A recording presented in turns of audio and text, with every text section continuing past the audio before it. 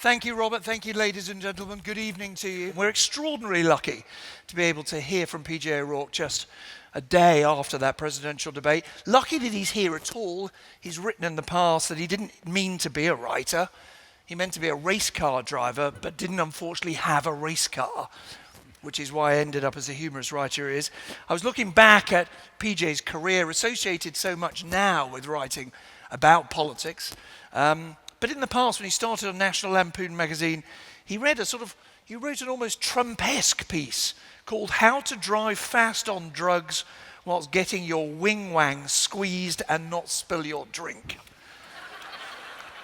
It's all about research. Which are, things, if we get bored with the election, we may ask you to see if you can Yes, recall. absolutely. We can go directly to that. Yeah. But the thing that people may not know about you, PJ, and they'll be surprised if they don't know, is that for you, a libertarian Republican, you did something rather shocking in this election campaign. You said you were going to vote Democrat. And I am. Because? Because Hillary is the second worst thing that could happen to the United States. It's really as simple as that. I said, I endorse you and all your empty pomps and all your promises. She's wrong, to my mind, about everything, but she is everything, really. But she is wrong within the normal parameters of wrong. So, it's a wrong we've experienced, it's a wrong we can endure, a wrong from which we can recover. The other person, who knows? Well, actually, I think after yesterday or so, or after the past couple of days, we do know. We were talking earlier about how we'd had peaks at Donald Trump's character, and now the curtain has been pulled back, and now we know just what we're dealing with. Yeah. Now, you sensibly, unlike me, did not stay up to watch it. No. You watched little extracts of the debate. Anything you saw that surprised you? Anything that made you think of changing your mind? Well, certainly nothing that made me think about changing my mind. But I really feel I am beyond surprise at this point with the American political system. So I can't imagine what would have happened on that stage that could have surprised me. Hey, there's a sense almost that some Americans were saying that they couldn't have allowed their children or their grandchildren to watch a presidential debate. Well, it'd be one of those things like watching Bill Clinton's impeachment, where if you had to do that, I had friends who had to do that with small children, or not so small children just at that age, about 12. They say, Mom, Dad, the president did okay. I think we'll go to the movies, PG-rated movies, and not watch there's all sorts of things. I'm certainly glad I didn't have to. I've got a couple of teenage daughters, and I'm glad I didn't have to watch any of this coverage with them in tow. Because Dad would be beat red. It felt almost as if Jerry Springer ought to have been hosting the show. He should have been one of the moderators. Yes, and actually that would have been a good idea. He would have been much better. I think I've actually met Jerry Springer, and the oddest thing about Jerry Springer is he turns out to be this really nice guy. And he's a really nice, sort of sensible, regular person. And, I sort of asked him, I said, yes, but, you're responsible for a scum tide of things on television, I didn't put it quite that bluntly, but, he got my drift. And he said, people line up to be on my show. He said, it's not like he said, they call, they email, they present themselves in person at the studio. They want to do this. And he said, he took on the role sort of almost of the priest on the other side of the slot, that he was, sort of a father confessor. So we could have used him last night. Yeah, I think we could have used him last night, and it feels to me it's a bit like that. I want to take you, if I can, a little bit through the character of Trump, a little bit through the character of Hillary, and then we'll talk maybe about how on earth we got here, because that's the subject of the book that you're currently writing. Let's begin with Trump. And these particular allegations, first of all, Trump and Bush, Billy, not George in this case. Yeah, I thought I knew that family tree pretty well, but apparently has some squirrels out on the remote branches that had never registered with me. But Billy Bush, whoever he may be, yeah. Yeah. Well, whoever he may be running for president next, you never know. Yeah, There's doubtless. Didn't work for Jeb, maybe it'll work for, Right, Billy. What did you make of the locker room excuse? No, absolutely not. I'm sorry. I mean, yes, men are vulgar, and men, when women aren't around, are more vulgar. I mean, we're vulgar enough when women are around. When you aren't around, you know how you're a little more catty when we're not around? Well, we're a lot more vulgar when you're. But this is not the kind of thing that you say. I mean, had he been like a sort of 8th grade star soccer player, he would have merely needed to be punched. But a grown man, this is not the guy. Yes, we say all sorts of vulgar things, but that's not that kind of vulgar, is not the conversation that. And back home, do you think there are many people who say, no, that is how people talk? Or is it that their hostility to Hillary is just so great so they will tolerate anything? Let's back up a little bit about where Trump comes from. I mean, one of the things that I realized, and quite late in the game, because I've been covering politics for a long time, and I'd been covering this election for what seems like forever, and I've been dead wrong about everything that was going to happen for 18 months running, which is why I don't want to, why I'm not going to predict a Hillary win tonight for fear of jinxing it. That it took me a long time to figure out that there was something different between the people who were supporting, or at any rate willing to vote for Trump, or willing to consider voting for Trump, and the people who were writing about politics, and not only just the people writing about politics, but also the people sort of involved in political organization itself, experienced hands, all this sort of thing. And it wasn't a divide of intelligence, it wasn't a divide of education. The divide was, we didn't watch The Apprentice. And millions of Americans did watch The Apprentice. And this is not because I look down on trash TV. We have a show in America called Storage Wars. I don't know if any of you have ever seen this. Oh, yes. So it's quite big in our house. Yes. Yeah. I love Storage Wars. They're going to open up the storage unit where Grandma's dinette set has been for 25 years. And they may bid up to $50 on it. Who knows what? I'm on the edge of my seat. I love that junk, Yeah. But I've heard the words "you're fired" enough in my life, and I really didn't have.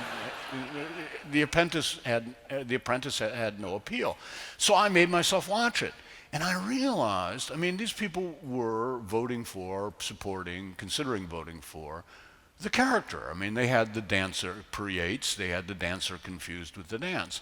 They were voting for the character on television, not the person who played the character. They were voting for, this. And then I started watching the character that Trump plays, and the character is mildly endearing. He's a loony boss, and you wouldn't want him really as a boss, and yet you would kind of, because he's a great boss to have at the pub after you've left work. Where you go, you won't believe what he said today.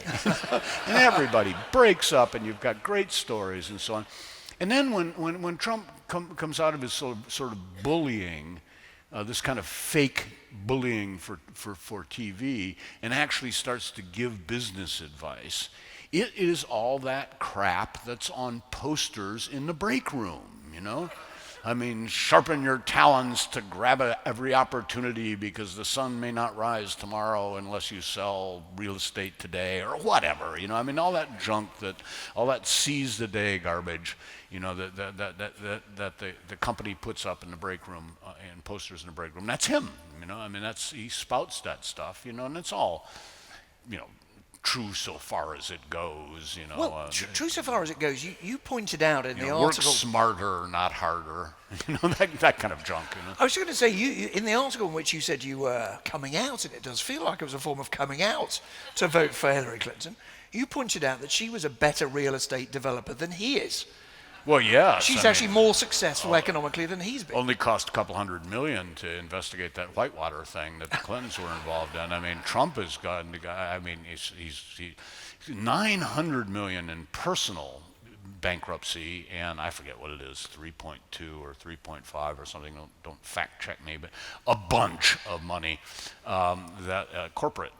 Bankruptcies of his. I believe there have been 4 of them. Yes, so actually she wins on the thing.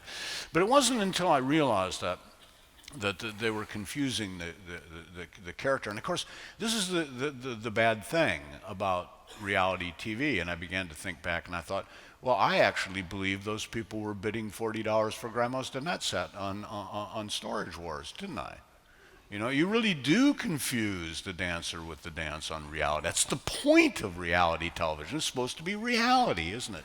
I think we're going to have to. My kids actually do watch Storage Wars, but I sense there's a level of incomprehension. It's like bargain hunt. It's a bit, like buying second-hand stuff and selling it on. Yeah, sorry. Storage Wars, in case you don't know. Antique Roadshow. I mean, yeah, exactly. It's slightly less classy than the Antique Roadshow. Considerably less classy. I mean, these are self-storage units that have been abandoned for good reason because the stuff in them is garbage.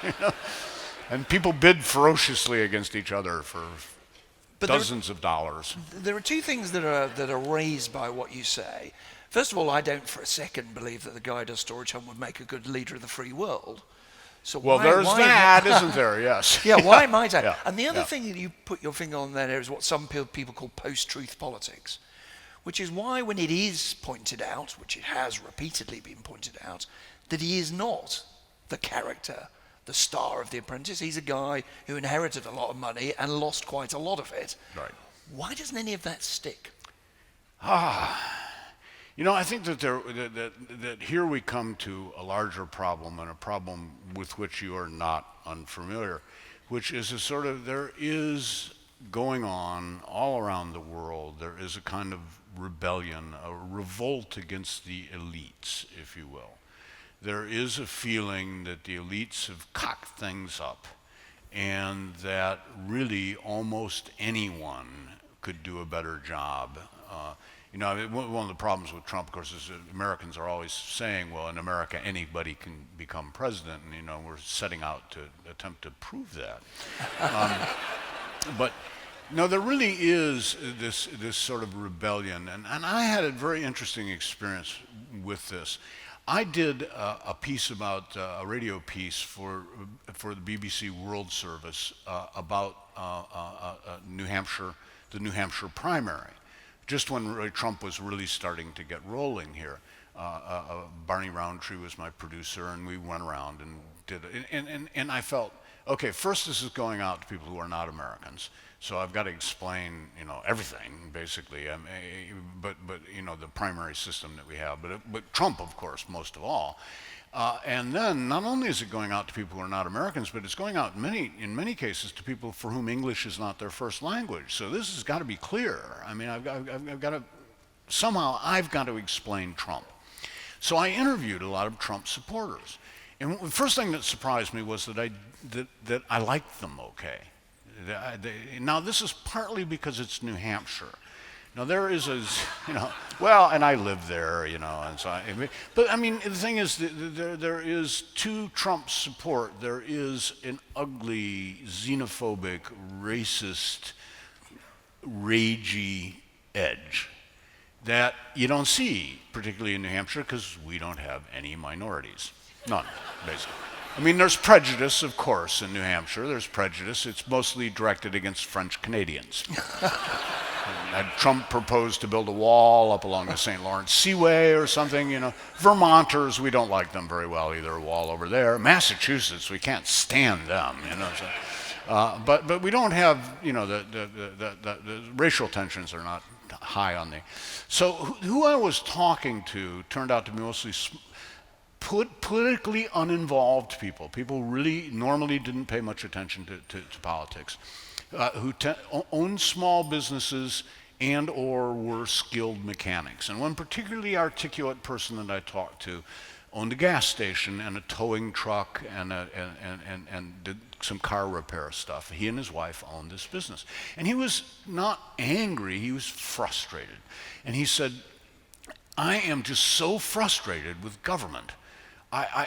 He said, I have these gasoline tanks, petrol to you, they're in the ground, and they've come to the end of their age, and I cannot get the local and state and federal permits to remove these tanks, and I cannot get the local and state and federal approval to put new gasoline tanks in. And what am I supposed to do? Be standing around, holding the gasoline in my cupped hands, And he said, and then there's all this paperwork that keeps arriving on me because, the area behind my gas station has been declared a federal wetland or this thing and that thing.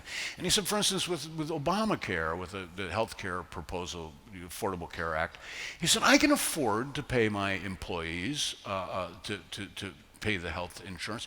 He said, but nobody in Washington seems to think that every time they come up with a bright idea, this giant stack of paper arrives on my desk.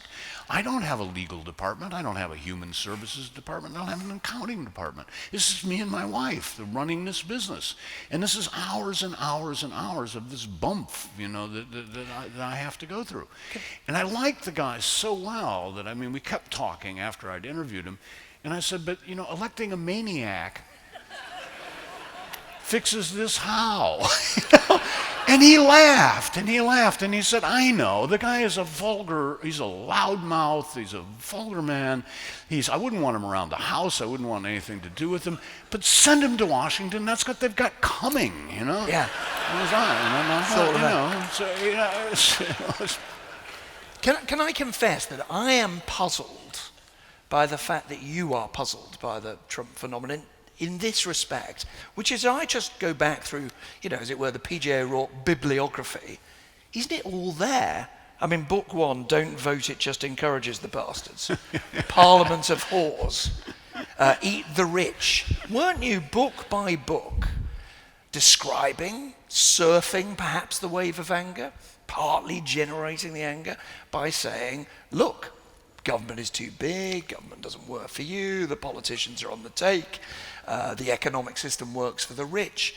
In a sense, if I'd not been to the United States at all and I'd simply read your work for 20 years, wouldn't I have known that there was a sort of Trump-shaped hole that someone called Trump would fill? Well, I think that anybody who indulges in what I have been continually accused of starting in about first grade of, you're always tearing down, you're never building up, Patrick, always putting people down, why don't you ever have a positive suggestion, Well, this is not within my range of talents, I'm afraid, like race car driving, It wasn't just that I didn't have the car, I also didn't have any courage, any stamina, that sort of thing, concentration, and all of us who've made fun of politics over the years bear a certain, have we infused the public with a cynicism? Yes. Is that cynicism undue? I wish I could say yes. It would be a nicer world if I could say yes. And so, do we weaken the system a little bit? So that are we letting stray dogs into the room? Actually, dogs is like the debate about term limits. I've always felt a bit two ways about term limits. Do you want a dog who knows where the bones are buried, or do you want a dog that will dig up the whole yard? It's the experienced politician versus amateur. Are we calling for that? Yes, and so you wrote term limits aren't enough. We need jail. Yes, and then which in the current context is quite something. And then Trump brought that very thing up last night, and I thought, poor Secretary Clinton is not a blameless person, but I don't actually believe that she Forgive me, wants Mike. to You see, my jail point to you was not really that you'd created it, because I mean, Well, I no, don't think I anyone mean, would say that. yeah, but that would but be that in a putting sense, myself above myself. But in a sense that you'd obviously smelt it, you'd sensed it, Yes. the reason your books are so successful is not just because they're witty, because you spotted the zeitgeist. What I never expected, though, was a completely inarticulate demagogue. Now, I mean, isn't the main point of being a demagogue being able to sway the masses with this wonderful sort of rhetoric? And this guy can't put two sentences together, you know? So I guess, maybe a bunch of us, not me on the right, maybe John Daly on the left, and everybody else around, maybe we've made the case that government is so bad that really anyone. But what mystifies me about Trump really is that the man reeks of bad character in every respect. It's not just that he's an amateur. It's not just that he's not knowledgeable about policy. I mean, his judgment, his temperament, his poor impulse control, to put the kindest possible words upon it, and his utter vulgarity, his taste. Have you seen one of his buildings? I mean, how could you possibly elect a man with taste like that to a place like the White House, which is very pretty? Now you must have you of course have a lot of friends who are like you, a Republican. Yes. So what is the best case for Trump that you've heard? What's the sanest, the most rational case that you've heard? I mean, one of the cases for Trump was that fellow that I interviewed, which wasn't really a case for Trump. It was more a case against the status quo. I did actually hear one not convincing argument, but an argument that where there's the kind of, doubtless you heard them about Brexit. There's the kind of argument where you smile and you nod, and then there's the kind of argument that you back away. And there were both kinds of in fairness to Brexit, there were both kinds of arguments that could be made about Brexit. But I don't feel that there are both kinds of arguments that can be made about Trump, except a friend of mine, an old friend, a very well-educated man, a very accomplished man, he's a devout Catholic. He and his wife have adopted children from orphanages in China, children with problems, with disabilities. Really a good guy. And he said to me, I'm going to vote for Trump. And I said, how can you vote for a man that kind of character? And he said, well, every president of the United States brings a few thousand people into office with them. Not just their appointees, but their friends, their influencers, their pals in the press, the political campaigners, all sorts of hangers-on. And he says, so every president brings a couple thousand people into office. And he said, the people Trump is he's going to bring into office with him a couple of thousand of fools, and they will get up to all sorts of mischief, and they'll cheat on their expense accounts and their spouses, and who knows what else they'll do, and at golf, doubtless, he said. But he said that the couple of thousand people that Hillary will bring into government with her, they all hate me personally. So they hate me personally, they hate my religion, they hate my values, and they want to take all my money. And I had to smile and nod. I take your point. Let's turn to Hillary a bit then, because yes. in the piece that you wrote about why you were going to back Hillary on the grounds that she was, quotes, the second worst thing that can happen to this country, you also said she is to politics and statecraft what Pope Urban VIII in the Inquisition were to Galileo. Can I put it to you, you're not an enormous fan of Hillary Clinton's? No, and at that point, it wasn't that she thought that the sun revolved around the earth. She thinks everything revolves around her, is her particular error there. Yes, there is, quite aside from disagreeing with someone ideologically, there is the problem that you just don't like them. And I have a little trouble actually putting my finger on why it is exactly that I don't like Hillary. And that so many others don't like her. And that so many others don't like her. I mean, yeah, oh yes. I mean, if it were just me, I would take it some quirk of personality. She and I are exactly the same age. We graduated from we're within months of each other. We graduated from high school the same year. We actually went to high school about 10 miles apart in suburban Chicago. So it's not like there's something cultural, you know, or, I mean, she's absolutely, utterly familiar. But she's just got that bossy, managing, know-it-all sort of, you know, you just feel like you're back on the prom decoration committee, and you don't know how the hell you got on the prom decoration committee anyway. It was just, you're trying to impress some girl or something, not her. And she's in charge, you know, and it is, you know, she's got it all down on a list, including what color balloons go in the basketball net, you know, and what the theme of the thing is going to be. And this year it's Hawaii night. And you better be on board with it being Hawaii night, or the rest of your life in high school will be hell, you know? I mean, it's just whoa, you know? And we were talking earlier about her policy positions, and it isn't, I mean, it's one thing to disagree with somebody's policy positions, but she will take a policy position, and she's got the details, she knows what she's talking about, and she's got the details of this thing, but she can kill any policy position with those details, you know? She did this very early on when she was First Lady, and she proposed her own healthcare system idea, Hillary Care, back in 1993. And it was one of those things where she said, you know, we're going to make sure that everybody in America, you know, has adequate health care. And you're thinking, well, you know, that's a broad and interesting proposition. Let's hear about it. And then about 5 minutes into hearing about it from her, you're going, let's not hear about it. Yes, you have all the corners nailed down on exactly how this would. It's just it's numbing about her. Do you think she's a bad person? Oh, I mean, do not. There are plenty of people who genuinely think that she ought to be in jail, or at least on trial, for those emails. Well, I do think that she's corrupt. She takes money from corrupt. sources. I mean, she's a politician.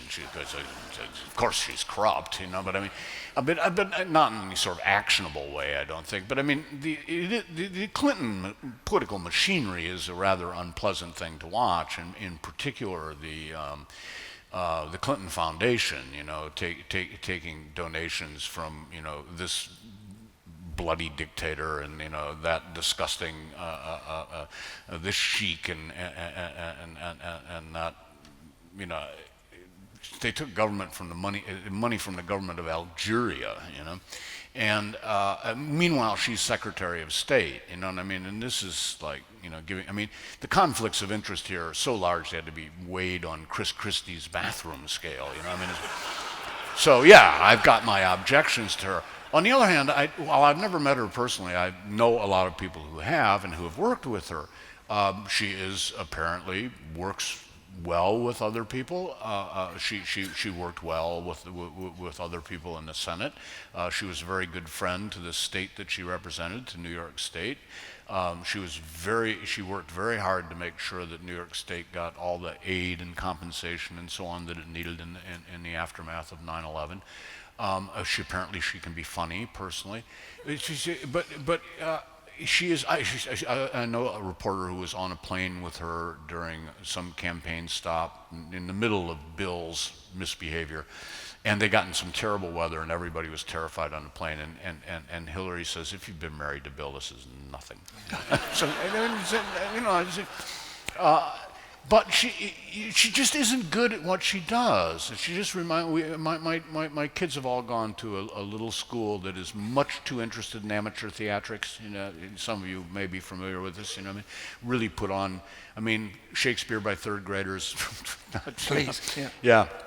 And there was this one girl at the school who, by force of will, and by the fact that her mother taught at the school, and more force of will, and a large personality, was determined to star in each of these things. And she was just terrible. She just wasn't any good at it, you know. And you thought, you know, they're not doing her any favors letting her do this. You know, she's not going to find out till she's 35. And Hillary apparently isn't going to find out until she's 85 that she just isn't any good at this, you know. Maybe she should have stuck to appointive office or something, I don't know. In just a second, I want to open up to the audience to ask you some questions, but I just want to broaden out again. You mentioned Brexit a couple of times. And the sense you had, I think, when you were looking at New Hampshire doing that primary, the sense that when you examined Brexit, you were here for, of course, for the 2015 election. Yes. That there is a wider phenomenon here of a rejection of the elites and anger with the rich and so on. Do you connect these two? Oh yes, absolutely. I do. Yeah, we touched on that point, but we didn't go far enough on this. Yes, the sort of global revolt against the elites. There is this feeling that the elites have kind of messed up things, and I think it stems from. I mean, certainly it stems from the chaos in the Middle East. The elites did not do a great job of like fixing the root causes of the chaos, and the elites are really not doing a very good job on dealing with the effects of that chaos. And then you think, well, you know, they're not being jostled in the halls of the European Parliament. You know, the refugees aren't building shacks and putting up their tents on the tennis courts at the elites' private clubs. You know, people are mad about this, but a lot else is going on too. It's economically, you know, we're not in a bad place economically, but we're at a worrisome place. It sort of seems the economy is unstable. It's been a spotty comeback from the Great Recession. We're in the middle of this digital revolution, which is causing as much dislocation as the Industrial Revolution did. And you know, we know our dark satanic mills, how bad certain parts of the Industrial Revolution were, even though they were a net good, or they will be a net good for the human beings until the planet fries. But at any rate, you know, I mean, up till then, it's, you know, it's made a lot of people healthier and happier and live longer and so on. And the digital revolution is even more complicated than the Industrial Revolution. At least the Industrial Revolution was linear. It was railroad tracks, basically. And then how surprised could you be by an automobile once you'd seen a locomotive? I mean, it's just a locomotive off the railroad tracks, right? So you could sort of see where the Industrial Revolution was going. The digital revolution has been all over the place, and all sorts of surprises, some pleasant, some otherwise, you know. If you put this together globally, you start to see this populist rebellion popping up, not just in places like Brexit and Donald Trump, but in less comically in people like Marine Le Pen in France, and tragically in people like Putin. Putin is a sort of populist leader and a much more effective demagogue than Donald Trump will ever be. And you know, he's telling the Russian people, no, you know, the elites were all those screwballs that ran Russia after the fall of the Soviet Union. Now I'm getting rid of all that corruption. Even someone like Xi Jinping, in neo-Maoism, there's an element of the populist cleaning up corruption in China. There's this terrible Duarte person who has been elected president of the Philippines, murderous man. Mm-hmm. And then there are things, you know, which seem from the outside rather mystifying, like the Colombian plebiscite rejection of the peace treaty to end a war that's been going on for 50 years. Now, when you were describing Brexit earlier, you said there were effectively two sorts of arguments that you can have with people who don't agree. Those where you kind of listen and nod along, and those where you sort of pull back. So where were you on Brexit? How would you have voted if you'd had a vote?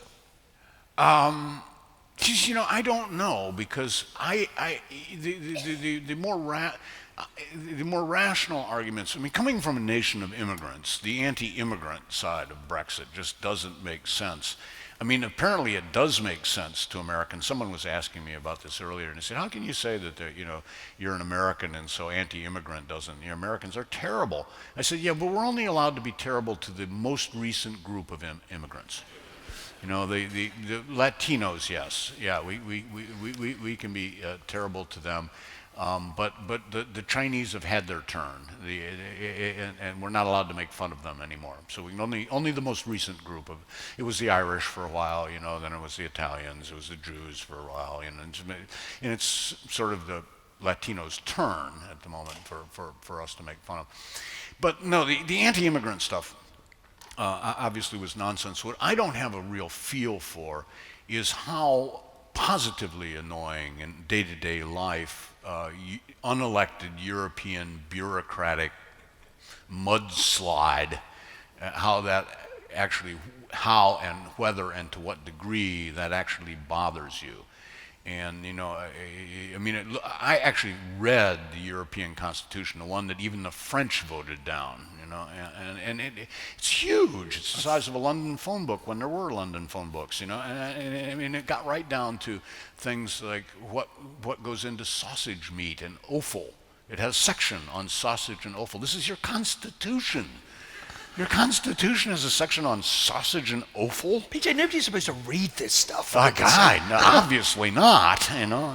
It was, so I can't speak to that part of the argument. I did hear from a financier that I know who told me he's an Australian guy with dual citizenship, so he got to vote on the question. And he said he voted for Brexit. And I said, I'm really surprised. I thought all you financial people were very against that. And he said, well, yeah, short term, it will be painful. He said, but his reasoning was that he is so pessimistic about the future of the EU that he felt it was better to cut ties now and rather than be tethered to that sinking ship.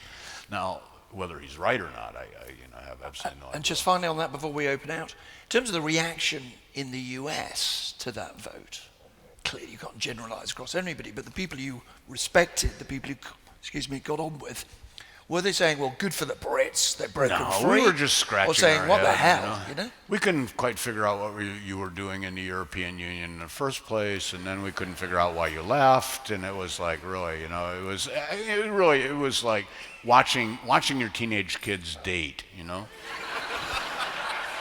What'd she see in him? Why'd they break up? You know, it's like, no, so there wasn't much of a visceral reaction in the United States. That is the perfect moment to open up. But first of all, ladies and gentlemen, let's say thank you to PJ O'Rourke.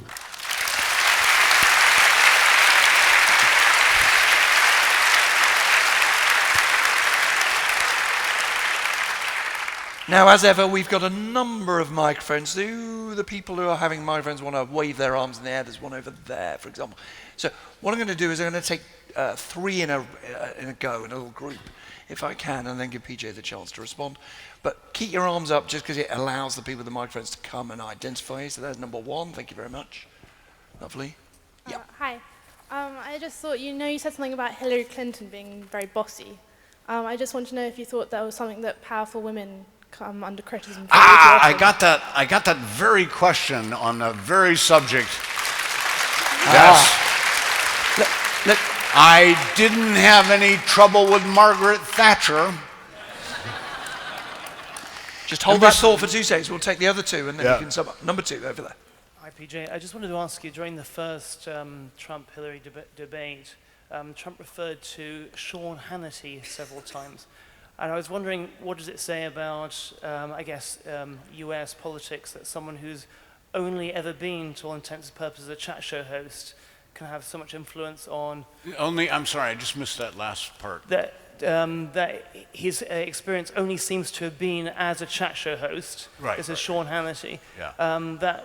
How is it he has this kind of influence on a potential president and also on the kind of wider Republican voting populace? Lovely. Let's turn. Where's number three gone? Over there. Thank you very much. Oh, I see. We wait till We'll take the end. three. I'm sorry. I didn't know the protocol. There's a report in the Daily Telegraph website this evening that there's footage of Donald using the N word. Oh, Lord. Oh, really? Yeah. Can he get out of that? Wow. Yeah. Well, we've not seen it. So this is uncontroversial. We've got bossy women. We've got the N word, not controversial. And we've got the US media. Pick where you'd like to begin. Well, I just, let's begin with the first, because I shouldn't ever use the word bossy with someone who is a woman, because apparently that sets people off. If I were talking about a bossy guy, everybody would go, yeah, I know him. But as I say, Margaret Thatcher was fine with me. She may not have been fine with all of you, but we were looking at the situation over here, and we thought, they're getting a spanking, and that's what they deserved. But anyway, no, I don't think the key to the unpleasantness here is the absolute determined focus to manage everything for everybody. It's the I know what's good for you better than you know what's good for you. side of politics that she just seems to be an avatar of, and it's, I do not. I honestly don't think that it has anything to do with gender. I think you could change her gender and she would be just as bad. We've all seen men who are just as bad at what she does as she is. I really don't think that it has. And what I got that question in a nastier form, from a louder, nastier form in Australia, and I said, "You don't know anything about me. I may be gender fluid. You may be talking to a woman, you know." And that caused the questioner to stomp out of the room. You heard it here first. Yeah. Now, the question Yes. over there was Yeah. specifically about Sean Hannity. Yes. But I guess actually it was a broader question, really, which Yeah, is well, it was. I the mean, role in which the US media, particularly talk show hosts, particularly Fox on TV, now matters. Well, those are, I think, a little bit of a separate question. But when the main influence upon a candidate is somebody who, as you say, is nothing but a talk show host, that's not a real good sign. You know, I mean, I may have agreed with a lot of what Reagan wanted to do, but Ron never called me. I mean, he had smarter people than me to talk to about this stuff. Hey, PJ, what do you think? I think we should, you know. So when like the deepest intellectual that a candidate can connect with is a talk show host, you know, is essentially a sort of Jerry Springer of politics, you know. Yeah, we know. Which brings us around to question number 3. Just before you come to number 3, if you would, there's another view that's sometimes expressed about what led to the Trump phenomenon. And it's the partisan nature of broadcast media in the US. So in other words, you know, when I first went to the US to watch elections, your media was, TV media was particularly seen, like the BBC is often criticized for being, which is the kind of liberal conventional wisdom. And a change in the law really meant that Fox News could be created so that right-wing activists watch Fox News, what in the US would be called liberal activists would watch MSNBC, which means there's almost no shared facts. I'm always struck when I travel to the US, there's no shared facts for what the BBC tries to do, sometimes infuriating people on the way and sometimes doing it badly, is just, as do our colleagues at ITV News and our colleagues at Sky, is to say, here are some shared facts, make your own mind up. Does this make a difference to the politics you have? It does. And it was not so much a change in law, it's a change in technology, you know, and I mean, you have it here to a certain extent. It does allow people to pick and choose, and nobody is trying to, you know, of course, nobody is, no reporter, no news organization is objective. There is no such thing as objective. Everybody has their point of view. But there is something called the best obtainable version of the truth. And a good reporter, whatever his or her private politics may be, should be devoted to the best obtainable version of the truth. The phrase is Carl Bernstein from Woodward and Bernstein, who broke the Watergate story, and what they were, a best obtainable version of the truth. And yeah, we have split. I actually think that there is quite a bit of solid, down-the-middle, factual information available to Americans should they desire to seek it out. There is no, I mean, Fox arises as a sort of partisan right-wing thing, partly from the fact that the New York, Los Angeles-based previous big 3 broadcasts did have a certain element of liberal bias to it. Not so much knowingly, but it was just the world that these people lived in. You know, it was the kind of people who go around asking, so how could George W. Bush get elected? I don't know anyone who voted for George W. Bush. It's a big country. You know, there are other people out there. You know, so it's poisoned the atmosphere a little bit. But I don't think it's done. You know, who the hell has ever? When was there ever some like general public that was all interested in the objective facts. You know, you don't have to go very far back in history of newspapers to see. I mean, to us, your newspapers here are very, very politically biased, more than ours are. And if you go back 100 years in the history of newspaper, that's raving, absolutely raving. I mean, this problem has always existed, and it's always been the job of the intelligent citizen to find their way through. to sort this stuff out. So how's the intelligent citizen going to deal if it turns out to be true that Donald Trump has now used or did in the past use the N-word? Yeah, I mean, it fits, doesn't it? I mean, why? You know, I mean, if he's going to be so vulgar on every other subject, why should he not be vulgar in that respect? I mean, I really do think, I think he's going to lose. You know, I won't say Hillary will win because that will jinx it because I've been so wrong. But I do think he's going to lose. He was, you know, before the latest horrible stuff, he was already slipping in the polls. He was 4 to 5% behind nationally, and about the same amount behind in important swing states, you know, in our endlessly complicated American electoral system. Incomprehensible to man. I'm not going to start in trying to make it otherwise.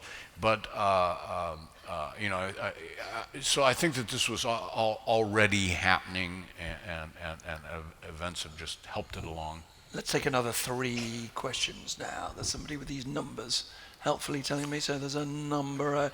We're going to confuse things by doing number 4. 2. Oh. We'll do number 2, number 4, and number 1 now. And then we'll come to number 3 for the first batch of the next lot. Okay. 2, 4, and 1. Yeah. In the 50s and 60s, when the conservative movement seemed headed for tragedy, people like Bill Buckley said they would stand athwart history and reverse it, and they did. Now that it's no longer a tragedy, it's a farce, do you think anyone on the right can revive it and make it viable on the national stage again? Can the right be revived? Oh, sure. Hold that thought. Let's just hold that thought. I'm sorry. I forget we have to accumulate I tell you questions. what, this is an old technique, and I have to say it very politely to the audience. It's an old politician's technique. Do you not know the 3 things? You always take 3, because then what if one guy's, none of you are, ladies and gentlemen. But if somebody's a nutter, then you can ignore them. You see, and you move on. Okay. Not that you're a nutter. On that note, I get it. I'm now going to get a write-up in the paper saying Nick Robinson used the N-word. I apologise. I meant someone eccentric. I didn't mean, you know what I meant. Anyway, gentleman at the back. Is there anyone more responsible for Brexit and the rise of Trump than Rupert Murdoch? Roll of murder, yeah. And over there. Role of the corporation. I suppose that people in this country sometimes observe across the states that the corporation has quite a lot of power in American politics. Do you think either of these candidates can challenge that, or is it just something that is a fact of life in American politics and it'll just carry on as it always has? Corporate power and Murdoch sound like they go together, but should we start with the first one, which is about whether the right can revive? Oh, sure. You know, I mean, it's the thing with the sort of broad-based political parties that the United States has. I mean, Britain has fairly broad-based, by continental standards, you have fairly broad-based political parties yourself. But American political parties really just aren't political parties at all. I mean, political parties have an ideology. They have a structure. You elect their leaders. You have a card that you carry around. You can be thrown out. You know, you pay dues. None of this is true of American political parties. American political parties it's a Venn diagram. You know, it's 2 big circles.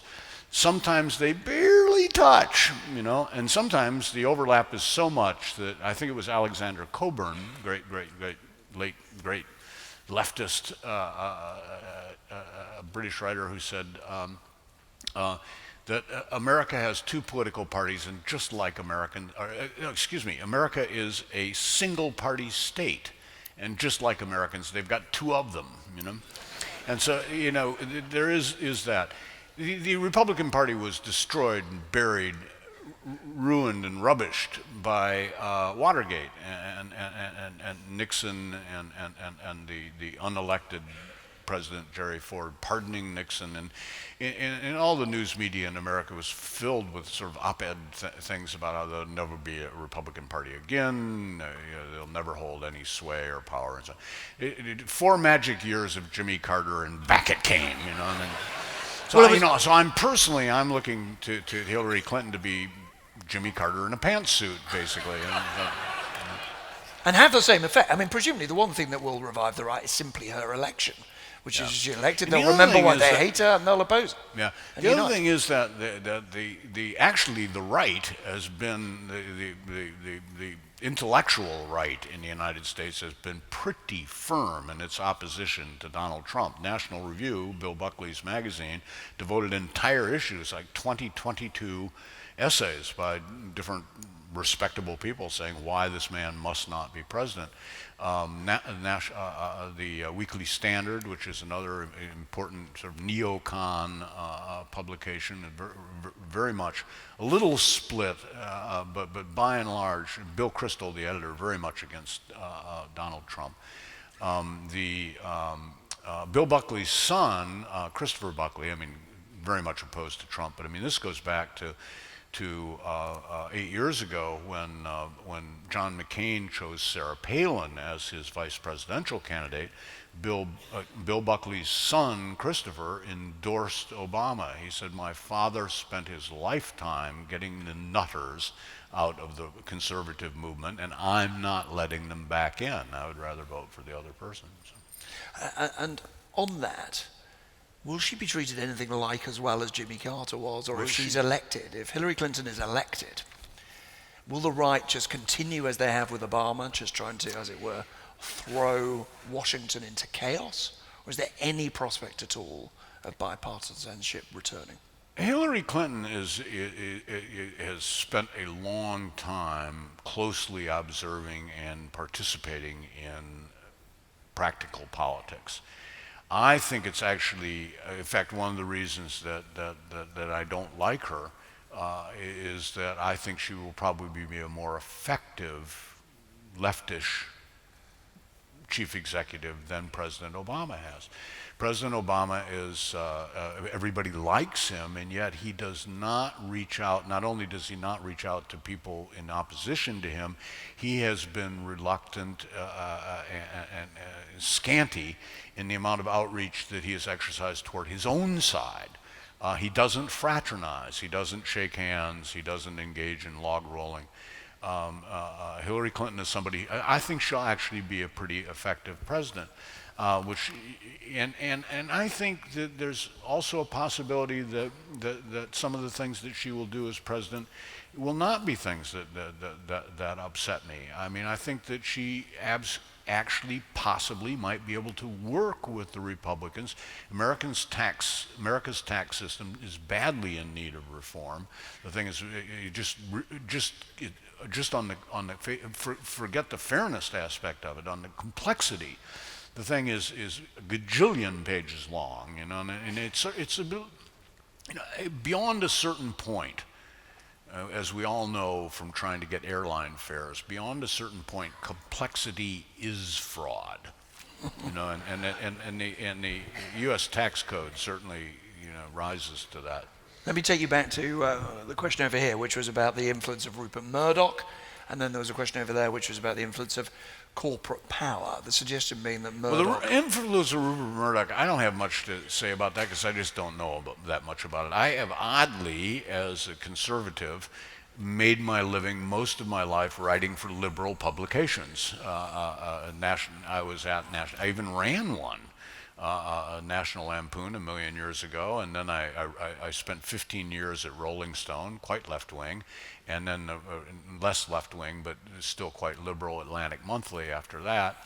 And so most of my experience is well outside the Murdoch realms. I just have to plead ignorance about that. You people probably know more about Murdoch than I do. You are aware, are you, that The Guardian described you as a secret libertarian pin-up for many liberal women? Well, they haven't seen me with my clothes off, I'll tell you that. And they shan't either. First you get the sex change and then the nudity, so it's all happening. Corporate money. Ralph Reed, who came to prominence in the United States as an organizer of the Christian right, but the thing that was most notable about Ralph Reed was how shrewd he was about politics. And he said about politics, he said, politics is a hill, water, money is water. The water is going to go down that hill. You can put anything you want in the way of that water, it's gonna get downhill. And that's the case with corporate. We're at a couple of disadvantages in the United States for reining in, and it's not just corporations. You could say the same thing about unions too, and various other special interest groups. Actually, our agricultural sector, which makes up about 3% of our economy, our agricultural sector is probably the best at all of arm twisting and lobbying and special interest manipulation, probably because they've been at it longest. You know, I mean, agriculture is something that's been up to its, up to its chin in politics since, the first Thanksgiving dinner with kickbacks to the Indians for fish head fertilizer grants, So, anyway, yeah, you just can't. And we've got the First Amendment, written down, just engraved on our, like, right in the rules. And you are able to do a few little workarounds when First Amendment expressions get icky. You can squash them a little bit. We can't, And that's one fundamental problem with that, and now I can't remember what the other fundamental problem is, but there are probably 10. So. Come back to that. Yes. We've got another string of questions. Where was, I said I'd take one over there, didn't I? I'm afraid I can't see the number being waved. Yeah, over there. Number 4 again. Let's start with number 2 here then. Number 2 here, sorry about that. Number 2 here, and then we'll go over there, and then we'll go to the back. There's a lady, if somebody's got a microphone later, there's a lady at the front here who's been waiting very patiently. So here we go, number 2. Okay. I was wondering what you thought about third-party voting and like whether it's at all constructive in this election to vote for a party that isn't. Yeah, this has been a big debate among those of us who disagree with Hillary and cannot bear Trump, is that if I were living, let's not get into the Electoral College because there's just no getting out of it again, So in those colleges, you're not allowed to drop out of that college, So I won't try and explain, but we do vote by state, and I happen to live in a swing state. This state could go either way. I think it's more likely to go for Hillary than it is to go for Trump, but it could go either way. And it is among only a fairly small number of swing states, at least when under politics as usual. So my actual personal vote might really matter in some conceivable universe. So I have to vote for Hillary Clinton. Now, if I lived in a state that was absolutely Democratic, if I lived in California, for instance, and there was absolutely no question that she was going to win the state, then I would vote for the third-party candidate, even though the third-party candidate in this particular case seems to be pretty lame. I mean, what a golden year for the Libertarian Party, to come out there and say, boy, look at this mess, come on, try something new.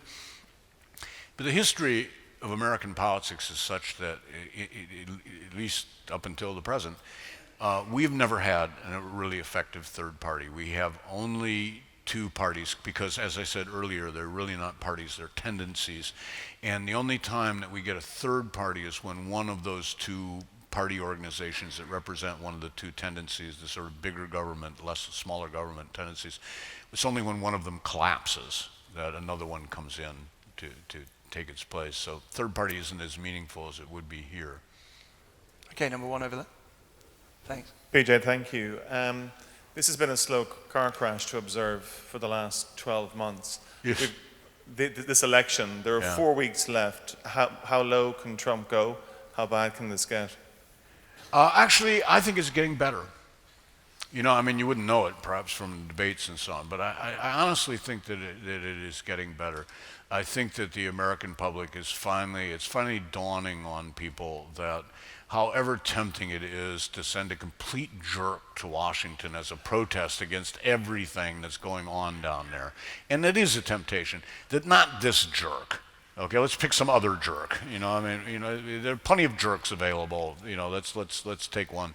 Let's take a jerk of better character. I think that Trump the man is being revealed for who he is, and so I think that I think the worst is over. I think there is a little glimmer of dawn on the horizon. But given it was very obvious what Trump was like for a very, very long time, why didn't the Republican establishment successfully stop him? I mean, now they line up. Paul Ryan has come out today, the speaker, saying that he won't campaign for Trump and that he can't endorse him. And McCain we knew about before. But why weren't they more successful in stopping him? Well, first I think that they didn't take him seriously. And that wasn't just the Republican establishment, that was everybody. And it wasn't just the establishment. It was, I mean, people really didn't they thought it was basically a publicity stunt, and that he was promoting his own brand, which is basically what he does. The other thing is that Trump while he was a celebrity in the United States because of his television show, he wasn't really a known quantity as a person outside a few areas like Atlantic City in New York, certain part of Florida. America is a big country, and Trump was not such a known quantity. Trump was not, had not spent much time in the political arena. And I think people had not really, including the party's elders and so on, had not really taken careful measure of the man. Then, of course, there was the vanity of the 957 Republican candidates who just refused to drop out, no matter how pathetic their campaigns were, no matter the fact that people would, so the chemistry was like Kasich, ran third in a two-man race in one state. It was, they would not step aside. They couldn't even go so far as to step aside with their own sort of, they say, okay, I'll let the moderate vote go to, Jeb or whatever. Or, oh no, all right, I'll let the cultural conservative vote go for Cruz. They couldn't even step aside within their own faction within the larger race. So really, it would have required paying more attention to Trump, and really, that's one of the things about Trump. One of the reasons I think that it's coming as a bit of a surprise to a lot of people, just how bad the man is he's not somebody. For all the attention he attracts, he's not somebody or something you really want to spend much time looking at. I mean, just the hair. Start with the hair. So it's like, he's well known, but he hadn't really attracted that kind of scrutiny, and this is partly the press's fault, my fault, of this too. So it kind of crept up on people and left everybody a bit surprised when he was the last person standing. We have a question here. Was there one at the back there as well? So let's take those two together. Yours and the one, excuse me, over there. We watch and see what Trump does, and then unbelievably, he kind of does something worse the next day. And then you cut to his supporters, and they kind of go, oh, well, no one died, it's fine, he's a hero, on we go. Do you think that America is now divided down two lines, and they're going to just, obviously there will be people who just support him pretty much whatever he does? Or do you think there genuinely are still people whose votes are up for grabs? And if there are, who are they? Well, yes, there are quite a few people whose votes are still. Oh, I'm sorry, we didn't do the protocol. Okay. Oh, let's stop it with the protocol. She's not a nutter, and you're not one either. So it's all okay. No nutters in here that I've noticed. They usually make themselves visible by now. So. There are, polling tells us at least, that there are quite a few people whose votes are still up for grabs. The Trump supporters' resistance to judging Trump on his merits, of which there are none, comes down in part to this. Let's loop back to that rebellion against the elites. Now, one of the things that there has been tremendous scorn for and fun made of Trump and indeed Trump supporters. And when you are angry at the establishment, and you see the establishment not just disagreeing with your candidate, but mocking your candidate, there is an element that says, no, they're mocking me. They're mocking me. All these people at the New York Times going on and on about how this is impossible, this horrible person cannot possibly be president. They're saying that I am so, because I support him. They're looking down on me. It's all these fancy college-educated people. I'm the one doing the hard work, and they're looking down at me. And so there was almost every time you went out to make fun of Trump, you increased his support because people were feeling scorned.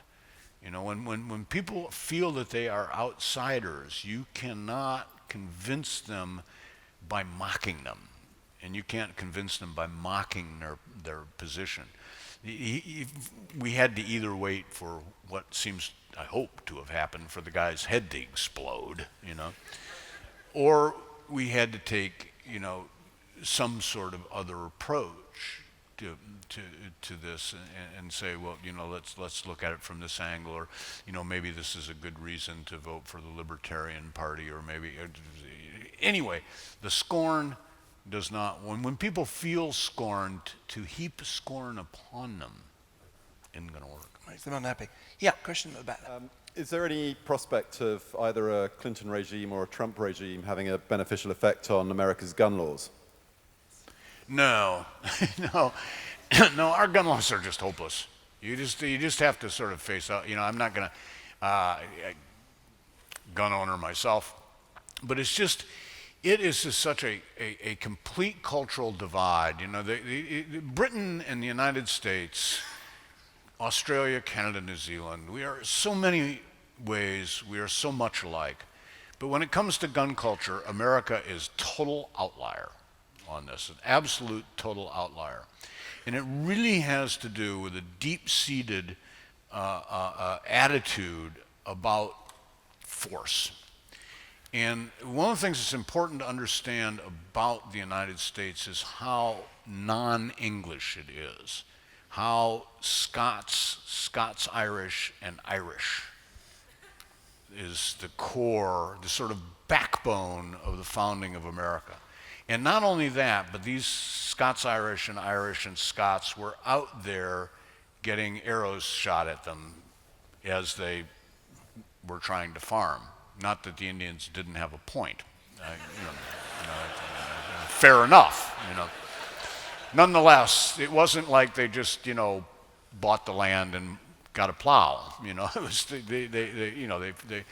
was a very bloody struggle to found a country that America was involved. Canada, the settlement of Canada, this Canadian West, it's completely different. Canada sent the Mounties, it sent the mounted police out to clear everybody out and settle everything down, and then said, now farmers want to move in. It was the exact opposite of what happened in the United States. And then, of course, we fought each other, too. We weren't satisfied with just fighting other people. We had to fight ourselves, too. And so, we said our Civil War, cousin against cousin, brother against brother. Even occasionally people didn't know each other fought in the Civil War. So, America's got that. We may not have that blood and land thing that goes on in Europe sometimes, but we got the blood, And there's this whole Scots and Scots-Irish and Irish thing about always keep a sword in the thatch. They want to take your... And you're talking to people who came out of a regime, an English regime, that didn't allow them to have arms. And they get over to the United States and they go, we're not letting that happen again. You looked how those Brits act, So there is this deep-seated thing, and nothing is going to change it. You can pass all the laws you want. You know that there is a gun for every adult in America. They think, because nobody knows how many guns there are in America. There is no central registry of this thing. But there is at least one firearm for every adult American, and probably one for every single. I'd be saying 320 million firearms. You go collect them. I wouldn't want the job. Number 1 over there, and number 2, have you got someone in mind there? Come to number 2 in a second, and number 4 at the back over there. So we'll start with number 1. Why did Bernie Sanders fail to galvanise American disillusion? Why did Bernie? Should we collect a couple? Yeah, let's take number 2 here. As there's clearly a whole wall of other revelations that can come out between now and November the 8th, is the Hail Mary option where they simply, the College of Electors simply say, although you put the name Trump on, we're actually going to hand the vote over to Pence. Is that a reality? Okie dokie. Yep, another back. What's your position on the Supreme Court nomination? And how much do you think Republicans are biting their tongue and getting behind Trump because of that? These are magnificently Those are good questions, and also Very very good questions. concise. So Yeah. very good. Let's move. First of all, why did Bernie Sanders fail, as it were, to do what Trump did? Arguably he did, didn't he? But just not quite well enough. Yeah, he came darn close. And to me, Bernie Sanders is Donald Trump for people who are still living in their parents' basement. You know, he too is a protest vote. And he came, but I mean, if you think about it, he came really within a hair's breadth of succeeding. Here is somebody who has done nothing since 1992 except get ready to be president of the United States, you know, making friends, talking to Goldman Sachs. That was my other point. Yes, I now remember about corporations in American politics. It's not like it's just the Republicans. That wasn't a Republican talking to Goldman Sachs for, you know, big money. The corporations will back whoever. They'll back them both. $675,000 Hillary took from Goldman's for one speech. I'd give them 2. Easily. We'll see if we can fix that. Yeah. So, Bernie Sanders, if you think about it, coming from absolutely nowhere, a man utterly devoid of charisma, with an ideology that the Berlin Wall fell on, you know. And he comes within an ace of getting the nomination from this woman who is with this enormous political machinery, with tremendous will and determination. And I mean, one of the things that mystifies me most about Hillary, it's not something I dislike her for, but it just mystifies me, is I was talking to a group of students in the United States, and I was saying, you know, yesterday I flew from Boston to Kansas City. That was it. I was whipped. I needed a drink. You know, I flew from Boston to, I sat there in a plane. That's all I did. And I was exhausted. She's the same age as I am. She is running around like a nut. You know, I mean, she's like a hamster in an exercise wheel. How does she do this, you know? I mean, and why does she do this, you know? I mean, they have enough money, just that speech at Goldman Sachs. So anyway, yes, Bernie was the flip side of this, and not being as personally objectionable a person, and not standing you know, an Ice Cube's chance in hell of actually getting elected, even if he got nominated. He hasn't attracted and plus we all have, you know, even crusty old right-wingers, myself, have a certain sort of, you know, we have a certain sort of sentimental fondness for the old left, you know. So you're a Jeremy Corbyn fan, aren't you? Yeah. Well, I don't know if I go that far, but I mean, you know, the ones that are still arguing about Trotsky. This is sort of endearing, really. You know, it's kind of takes us back to Rick in Casablanca, you know.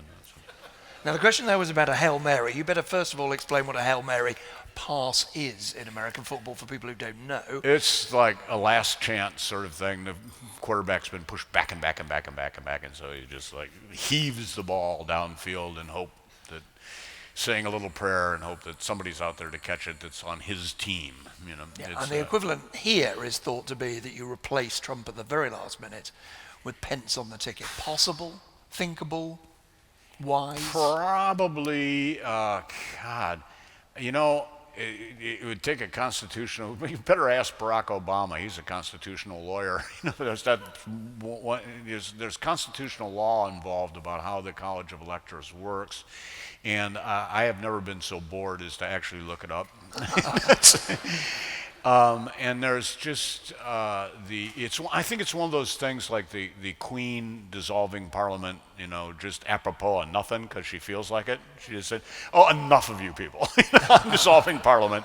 I mean, she has the theoretical right under the British system to do that, but it's been a long time since any royal pulled that stunt, So I think while that could happen in theory, the actual likelihood is nil.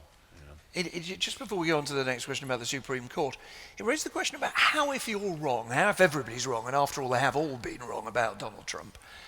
Just imagine for a second he is elected. What would the system do with him? Would they try and frustrate him, stop him, overturn him? Probably the systems, were such a thing to happen, and Donald Trump were to be elected, I think the system's best weapon would be inertia. Which and in the American system, the inertia is enormous, and so. But what really frightens me and makes me so very anti-Trump, I mean, there's all the visible, but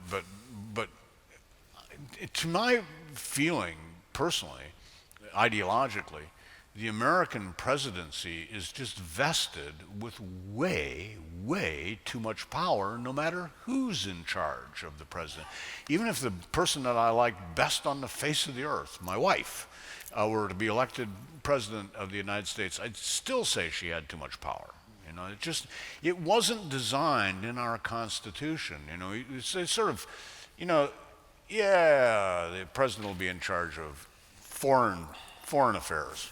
Now, foreign affairs at the time the Constitution was written, that consisted of every 30 years or so making up our mind whether we'd invade Canada. That was pretty much it. So, the President of the United States has accumulated much too much power, and so it makes us have to be extra careful about who we put in that office, and putting a nut job of any kind in that office would be extremely dangerous. And to put one who is a creep who's a creep besides is just out of the question. Now, talking of putting people in office, there was a question about the Supreme Court nominations, because Trump has published a list, hasn't he? He's actually told us the names that he would consider, and Hillary has said obviously stopping that is a vital thing. Well, it is an important question, and again, it's part of the oddity of the American political system. We have these three branches, and you really have no equivalent to this. I mean, you did once when the House of Lords had its full power. It acted as a sort of Supreme Court here, but I mean, basically, your Parliament. You have a good, solid majority in Parliament. And if there's they can pass a law that everybody has to own a cat. And that's it, There's no further appeal. I mean, the only thing you can do is keep that cat until the next election and throw the idiots out and the cat. But anyway, so we do have this, these 9 old nags in black muumuus, who decide whether what we do is constitutional. And as somebody who is a fan of limited government, who would like to see government to be less intrusive, have a smaller scope, be less expensive. As a fan of limited government, I have a feeling that Hillary will nominate justices who don't agree with me about that. And many Republicans have made that their strongest argument in favor of Trump. And I just think that if you put the power of the presidency together with the evidence of his character, that I'm just going to have to live with some Supreme Court justices that I don't like so well. It's not the end of the earth. I mean, it's not like they're completely untethered and can do any damn thing that they want. I mean, they have to work by the rules too, even if they. We've got time just for a handful of others. I think the microphone's making its way down there. Number 1 over there. There's someone over here. Number 2. Do you want to do the lady in the middle of that row there, please? So number 1. Have you got your microphone now? Yeah. Does the adage that electors get the leaders they deserve hold true in this election? Yeah. Let's take the last one and then we'll wind up. Yep. There we go. Me? Yeah. Sorry. If you got the mic, I'm sorry, I was putting it up, but there we are. Yes. I'm just wondering who would have been your choice, of the hundreds of people on the stage at the Republican debates. Who would have been your poster boy? Yeah. Do we get the leaders we deserve, and who would be your choice? Yeah, and let's do that in reverse order because Rand Paul, I probably would have been my choice. I like him. Libertarian. Yeah, he's sort of libertarian, libertarian-ish, conservative. The thing is that Rand Paul just, boy, you know, talk about Hillary not being any good at politics. Rand is running a close second, you know. I mean, just, you know, first place, he looks like he cuts his own hair. And while I'm all in favor of everybody being able to do anything that they want in their personal life, you know, I don't recommend cutting your own hair. You know, he's such a nice guy, you know, and it's fun to talk with him. But you know, I went to interview him, and I realized after I'd been with him for an hour that all we had done is have this like poli-sci geek chat about the Federalist Papers. You know, because one of the writers of the Federalist paper, Hamilton of music, you know, who's got that show on Broadway now. He said really had a great career for somebody who's been dead for all that long. Anyway, coming to the West End. Hamilton actually wrote an essay in the Federalist Papers arguing against the Bill of Rights, you know, that Americans hold so sacred, because he said once a government even mentions a right, it implies that they have some role in that right. Let's not let our government even mention our rights. And Rand Paul was saying it's a good thing we did write them down, or we'd have nothing. So, you know, I thought, anyway, I liked him. You know, and maybe he'll grow taller and get a better haircut. And the leaders we deserve, do we get? Oh, let us hope not. Let us hope that we don't get the leaders we deserve, because that probably would be Donald Trump. We've been a very, very naughty nation. I'm kind of really asking people not to, you know, don't think of us. I mean, a lot has been learned about mental illness, and we're beginning to realize that has physiological causes of brain chemistry, and so don't think of us as bad. Think of us as sick. You know. I just want to end by quoting you at you and see what you think. Parliament of Whores, you say right at the beginning of it, I'm a journalist, I'm absolved of responsibility. We journalists don't have to step on the roaches, what we would call cockroaches, of course. All we have to do is turn on the kitchen light and watch the critters scurry. Have things ever got bad enough? Have they in fact now got bad enough that you have thought, actually just switching on the light isn't enough? I should be more active. Yeah, I should be treading on those roaches. I want to step on this cockroach, I must admit. But it is nonetheless the beauty of journalism that you are free from responsibility. I told you about it. Your problem now. That's the fun part of being a journalist. So Hillary can run. She's the same age as you. So, never tempted to run for office? Oh, gosh, no. I've done some terrible things in my life, but nothing that bad. Ladies and gentlemen, PJ Rock.